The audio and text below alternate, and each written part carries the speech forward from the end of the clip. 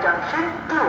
Delhi Junction via Ghaziabad has arrived on platform number 4. Thank you.